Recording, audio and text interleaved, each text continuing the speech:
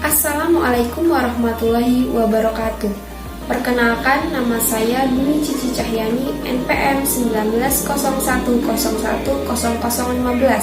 Saya dari kelas PIC semester 5. Di sini saya dari Fakultas Tarbiyah Institut Agama Islam Negeri Kota Metro. Video ini dibuat untuk memenuhi tugas mata kuliah ilmu dakwah.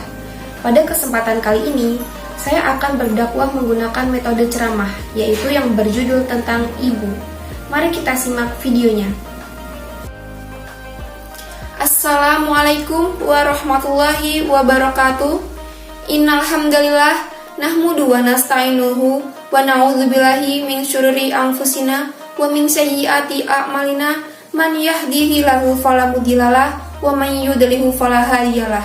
Asyhadu an la ilaha illallah wa asyhadu anna Muhammadan abduhu wa rasuluh. Pertama-tama, marilah kita panjatkan puji dan syukur kehadirat Allah Subhanahu wa ta'ala yang telah melimpahkan rahmat, taufik, dan hidayahnya kepada kita semua, sehingganya kita masih diberi kesempatan, yaitu untuk berbuat baik kepada sesama, terutama kepada ibu. Sholawat serta salam tidak lupa kita curahkan kepada junjungan Nabi besar Nabi Agung Muhammad Sallallahu Alaihi Wasallam yang telah kita nantikan syafaatnya di yaumil akhir. Allahumma amin. Hadirin rahimakumullah, bila kita membicarakan tentang ibu, saya teringat akan kisah maling kundang. Dalam kisah tersebut menceritakan seorang anak yang dikutuk menjadi batu oleh ibunya. Hal itu terjadi karena dirinya tidak mengakui ibunya kepada calon istrinya. Namun sayangnya, pada zaman sekarang ini, tidak pernah kita jumpai seorang anak yang benar-benar menjadi batu akibat kutukan ibunya karena durhaka kepada ibunya. Tetapi sekarang ini seringkali kita jumpai seorang anak yang sudah masuk dalam kategori durhaka, karena mereka sering berkata kasar, berbohong, memerintah ibu, dan bahkan ada yang sampai tega berperilaku kasar kepada orang tua. Padahal ibu dengan ikhlas melahirkan kita, menyusui, merawat kita. Bahkan ketika saat lemah, ibu pun bisa mengatur segalanya. Hadirin rahimakumullah, salah satu ibadah yang agung yang sangat besar pahalanya, sampai-sampai Allah Subhanahu wa ta'ala menggandengkan ibadah ini setelah ibadah tauhid kepadanya. Apakah itu? Yaitu adalah ibadah berbakti kepada orang tua. Sebagai umat muslimin, kita diwajibkan untuk berbakti kepada kedua orang tua kita. Dari kita kecil sampai sekarang dan sampai kapanpun kita diwajibkan untuk berbakti kepada kedua orang tua kita. Terkadang kita sebagai anak tidak tahu menempatkan diri. Seorang ibu yang telah bersusah payah membuat kita senang, malah kita tanggapi dengan kemarahan ketika ia menyuruh kita melakukan sesuatu untuknya. Padahal itu merupakan suatu kewajiban bagi seorang anak.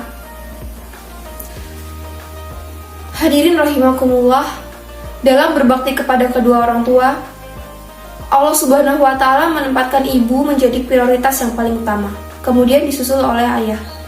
Sebagaimana hadis Nabi Shallallahu Alaihi Wasallam dari Abu Hurairah radhiyallahu anhu, beliau berkata, seorang datang kepada Rasulullah Shallallahu Alaihi Wasallam dan berkata, "Wahai Rasulullah, kepada siapakah aku harus berbakti pertama kali?" Nabi Shallallahu Alaihi Wasallam menjawab, "Ibumu." Dan orang tersebut kembali bertanya, "Kemudian siapa lagi?" Nabi Shallallahu Alaihi Wasallam menjawab, "Ibumu." Lalu orang tersebut bertanya kembali, "Kemudian siapa lagi?" Beliau menjawab, "Ibumu." Orang tersebut bertanya kembali, "Kemudian siapa lagi, wahai Rasulullah?" Nabi Shallallahu Alaihi Wasallam menjawab, "Ayahmu." Dari hadis tersebut, Rasulullah menjelaskan bahwa kecintaan kita, kasih sayang kita, dan sikap berbakti kita harus 3 kali lipat dibandingkan kepada ayah kita. Mengapa? Karena begitu besarnya pengorbanan ibu kepada kita. Ibu telah mengandung selama 9 bulan. Susah payah saat melahirkan. Ibu juga mempertaruhkan nyawanya untuk kita.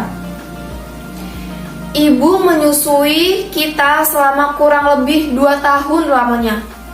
Merawat kita, mencuci kotoran kita, hingga menahan kantuknya demi kita. Ibu bahkan rela menukar nyawanya demi kehidupan kita. Dan masih banyak lagi keistimewaan ibu yang wajib kita renungi. Dan kita balas dengan sikap berbakti kepadanya. Walaupun apa yang kita usahakan pastinya tidak akan bisa membalas walau hanya sedikit pun kebaikan ibu kita. Oleh karena itu, marilah kita bersungguh-sungguh supaya membahagiakan ibu kita dengan berbuat yang terbaik kepada beliau. Paling tidak mendoakan beliau agar dimudahkan segala urusannya, dimurahkan rezekinya, dipanjangkan umurnya, dan diberkahkan hidupnya. Amin amin ya robbal alamin. Dan janganlah sekali-kali kita menyakiti beliau, karena surga itu terletak di bawah telapak kaki ibu.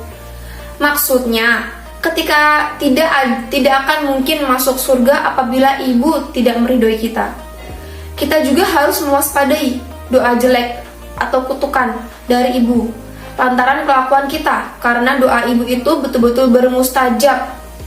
Cukuplah kutukan ibu itu terjadi pada yang namanya si maling kundang saja dalam cerita legenda itu, dan tidak terjadi pada anak cucunya atau anak cucu kita, termasuk kita semua.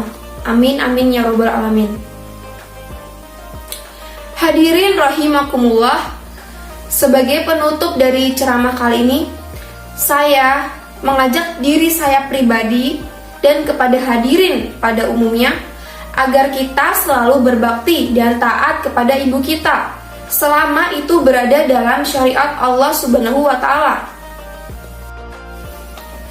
Hadirin rahimakumullah, marilah kita tutup ceramah pada kali ini menggunakan doa kafaratul majelis. Subhanakallahumma bihamdika asyhadu alla ilaha illallah anta astaghfiruka wa atubu ilaik. Saya akhiri, wassalamualaikum warahmatullahi wabarakatuh. Baiklah, itulah tadi yang dapat saya sampaikan. Kurang dan lebihnya saya mohon maaf, dan kepada Allah saya mohon ampun yang sebesar-besarnya. Saya akhiri, wassalamualaikum warahmatullahi wabarakatuh.